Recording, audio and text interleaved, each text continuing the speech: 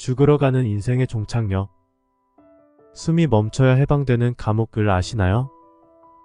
현대판 고려장으로 불리는 노인 돌봄의 실패는 노인들만의 문제가 아니라 곧 다가올 우리 모두의 문제입니다. 1955년에 태어난 베이비붐 세대가 노인이 되기 시작했으니 우리나라 노인 인구는 빠른 속도로 늘어나겠지요. 세계 1위 노인국가로 가는 요즘 추세에선 노령이나 장애로 인해 많은 사람들이 일상생활에 도움이 필요하거나 필요할 것입니다. 2024년 노인수가 1000만 명을 넘고 2040년엔 국민 3명 중 1명이 노인인 사회가 될 것으로 예측된다고 합니다. 한 연구에 따르면 65세가 되는 노인의 3분의 2 이상은 요양시설이 필요할 것으로 예상됩니다. 안녕하세요, 책거리입니다. 구독과 좋아요, 알림 설정은 말씀을 전하는데 큰 힘이 됩니다. 오늘은 요양원에서 벌어지는 일과 요양병원의 현실을 근무하고 있는 요양보호사의 인터뷰를 통하여 어르신의 실제 사연을 들려드리겠습니다. 또한 이러한 현대판 고려장을 당하지 않기 위해서 요양원에 가지 않기 위해 조심해야 할 것도 말씀드리겠습니다. 여러 번 반복하여 들으셔서 요양원, 요양병원의 실태와 요양원에 가지 않는 방법을 가슴 깊이 새기시길 바라겠습니다. 주변 친구와 지인에게도 널리 알려서 모두 행복한 노후를 맞이하시길 진심으로 기도하겠습니다. 지금부터 시작하겠습니다. 오늘도 노인 한 분이 들어오셨습니다. 아들과 며느리는 입가에 웃음이 가득한데 들어오신 할머니에게서는 웃음이라고는 찾을 수 없었습니다. 84살의 할머니는 간단한 입소 절차를 마친 뒤 아들 내외와 요양원 구석구석을 구경했습니다. 아들과 며느리는 연신 요양원이 너무 좋네요 라고 말했습니다. 할머니는 뭐가 그리 좋다는 말인지 이해할 수 없다는 표정이었습니다. 40대 후반의 며느리는 할머니가 머무르실 바로 앞에 있는 여자 샤워실을 가리키며 어머니, 이제 밤마다 여기서 씻으시면 돼요. 바로 방 앞이네라고 큰 소리로 말했습니다. 할머니가 샤워실을 둘러보는 눈빛은 전혀 탐탁지 않아 보였습니다. 할머니가 요양원에 들어온 다음날 목욕하고 수건 한 장만 두른 채 저의 부축을 받으며 방으로 돌아갔습니다. 할머니는 그 다음날 요양원을 나가려고 하였습니다. 다음날 다시 방문한 아들 내외가 나가려고 하자 할머니는 짐을 주섬주섬 챙기며 따라 나섰습니다. 할머니와 아들은 한동안 출입문 앞에서 실랑이를 벌였습니다. 어머니, 이제 여기 계셔야 돼요. 싫어, 나갈래. 결국 할머니는 엘리베이터를 타고 사라지는 아들 내외의 뒷모습을 넉넉히 지켜봤습니다. 그 마음이 어떤지 알 수 있었지만 굳이 말씀드리진 않았습니다. 할머니는 다시 창가 옆 침대에 짐을 풀었습니다. 가장 먼저 꼬깃꼬깃 구겨진 종이를 주머니에서 꺼냈습니다. 바로 자식들의 전화번호였습니다. 할머니는 저에게 건네며 벽에 붙여달라고 부탁했습니다. 곧이어 간호사가 들어와 할머니 침대에 이름표를 붙였습니다. 벽명란에 치매라는 글자가 선명했습니다. 모든 걸 체념한 듯 침대에 걸터앉은 할머니는 나지막한 한숨을 쉬었습니다. 보건복지부 조사 결과 요양원이나 요양병원에서 5년 이상을 보내다 숨진 노인이 10년간 10,000명이 넘는 것으로 나타났습니다. 요양병원 요양원 이용자 20만 명의 평균 이용 기간은 약 36개월이라고 합니다. 요양원에 들어간 사람보다 요양병원에 입원한 사람이 더 많았는데요. 그 이유는 요양원에 입소하려면 노인장 기요양 등급 1, 2급을 받아야 하는데 그렇지 못해 요양병원에 입원한 사람이 많다는 뜻입니다. 노인장 기요양보호법에 따라 보건복지부 산하 국민건강보험공단은 65살 이상 또는 65살 미만 노인성 질환 대상자 중 52개 항목을 방문 조사해 1에서 5등급까지 장기요양 등급을 부여합니다. 등급을 받은 노인이 요양원에 입소하면 정부는 소득과 등급에 따라 장기 요양급여의 80%에서 100%를 지원합니다. 이렇게 힘들게 들어가더라도 요양원의 현실은 참혹하기 그지없습니다. 내부자가 아니면 요양원의 현실은 아예 보기 힘들다고 합니다. 가족들마저도 낮 시간만 면회가 가능하고 CCTV도 요양보호사의 협조 없이는 볼 수 없습니다. 요양원에 입소한 노인들의 사연은 각자가 다르지만 요양원에 들어오는 순간 바깥 세계와 단절되는 건 모두가 같습니다. 면회와 외출엔 아무런 제한이 없지만 찾아오는 이도 나가는 이도 거의 없습니다. 한 호실에 한두 명만 가족이 일주일에 한 번 찾아와 10분 남짓 머물다 갑니다. 나머지 절반의 노인들은 명절에만 겨우 가족의 얼굴을 볼 수 있고 나머지 절반은 언제 찾아올지 기약이 없습니다. 자식들의 부담을 줄여주려 요양원에 자발적으로 입소한 할머니도 들어가고 나니 6남매 중 아무도 요양원을 찾지 않았다는 이야기는 이러한 현실을 말해줍니다. 또한 노인들 스스로 자신의 모습이 초라해 세상과 단절하기도 합니다. 보행기가 없으면 못 걸어서, 기저귀가 없으면 돌아다니질 못해서 주위 친구나 지인들이 잠시 나와서 바깥 공기 맞자고 해도 요양원에서 위험하다고 허락 안 해준다며 거짓말을 하기도 합니다. 지금 장년층인 베이비붐 세대가 현대판 고려장을 겪지 않으려면 어떻게 해야 할까요?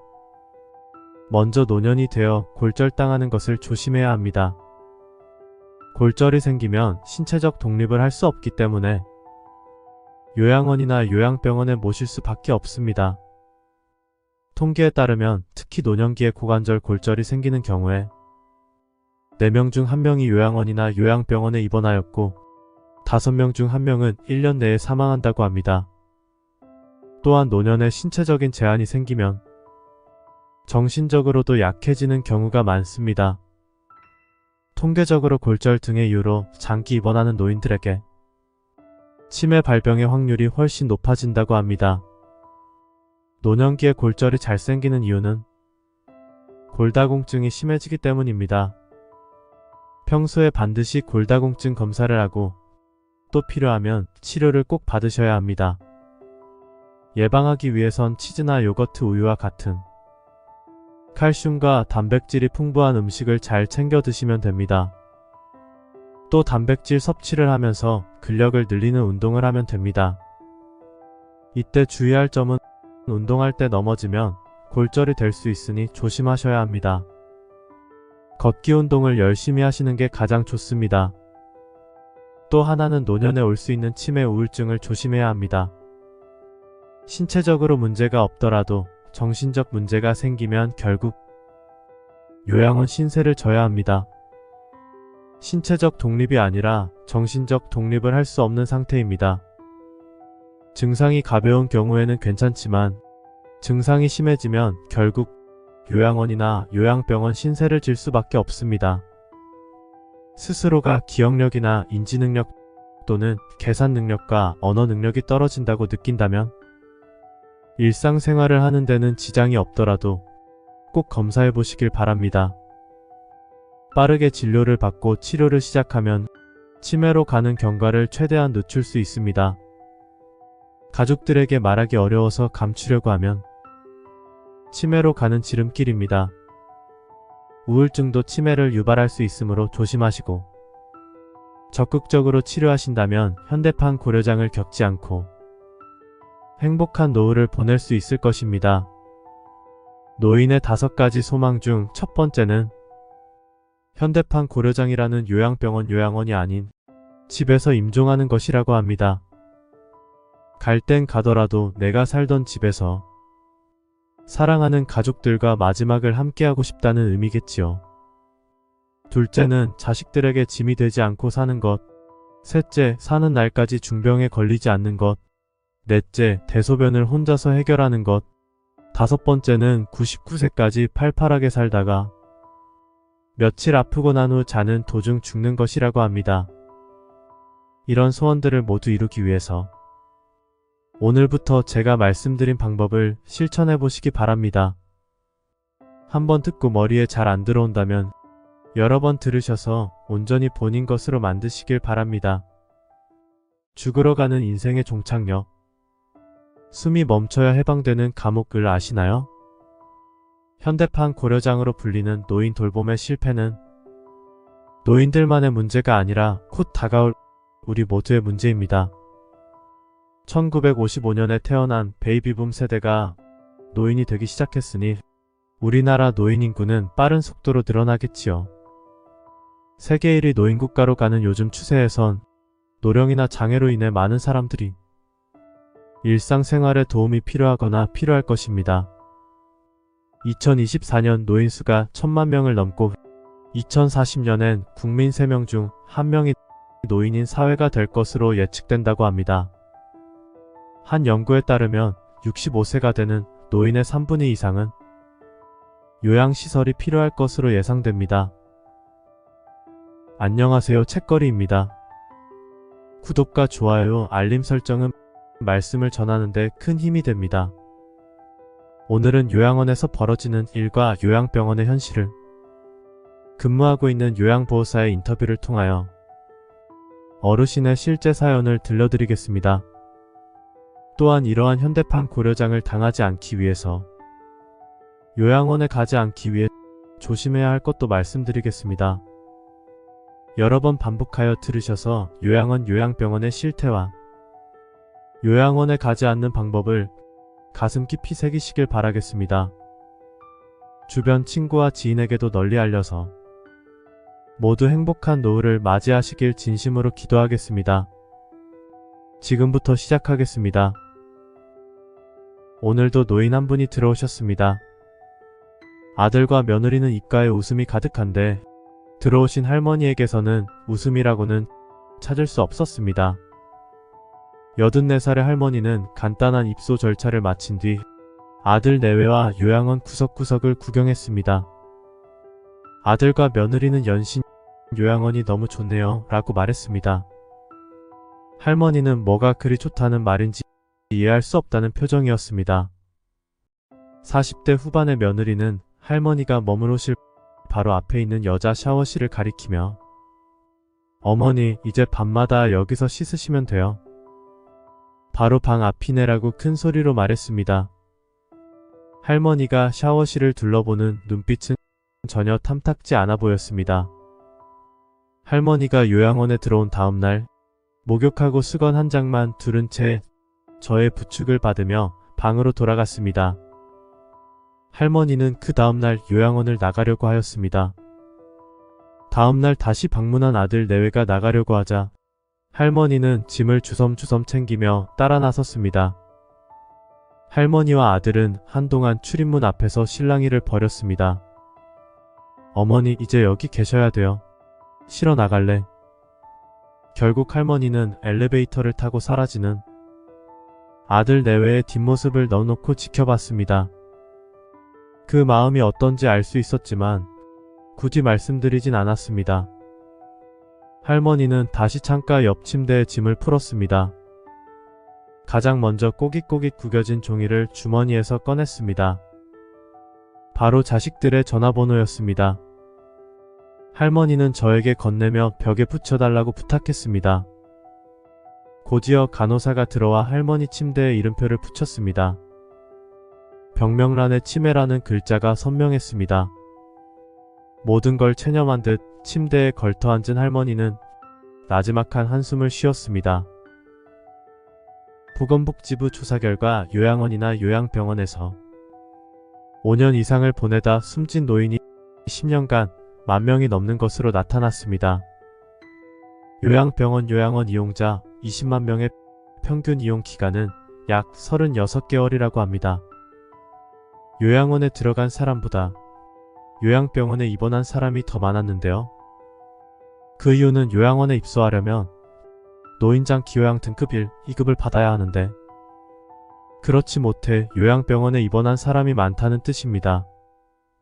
노인장 기요양보호법에 따라 보건복지부 산하 국민건강보험공단은 65살 이상 또는 65살 미만 노인성 질환 대상자 중 52개 항목을 방문 조사해 1에서 5등급까지 장기요양 등급을 부여합니다.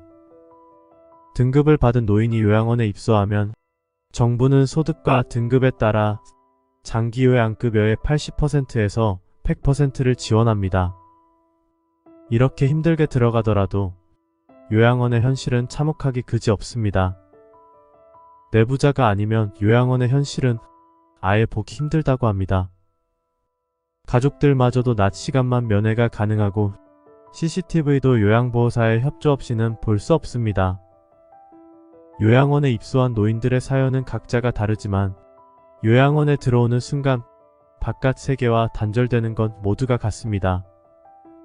면회와 외출엔 아무런 제한이 없지만 찾아오는 이도 나가는 이도 거의 없습니다.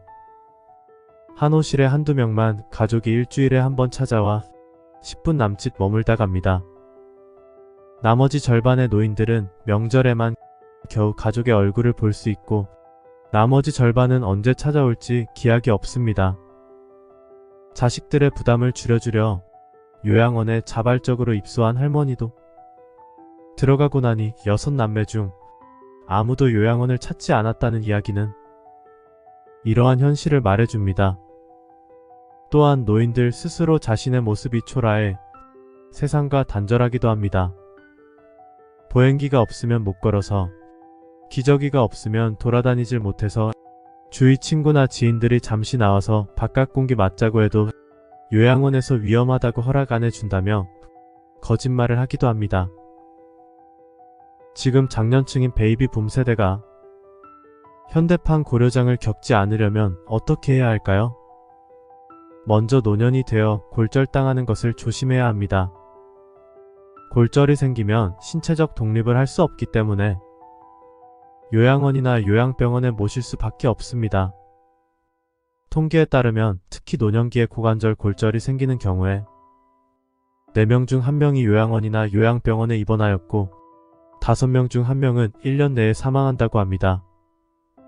또한 노년에 신체적인 제한이 생기면 정신적으로도 약해지는 경우가 많습니다. 통계적으로 골절 등의 이유로 장기 입원하는 노인들에게 치매 발병의 확률이 훨씬 높아진다고 합니다.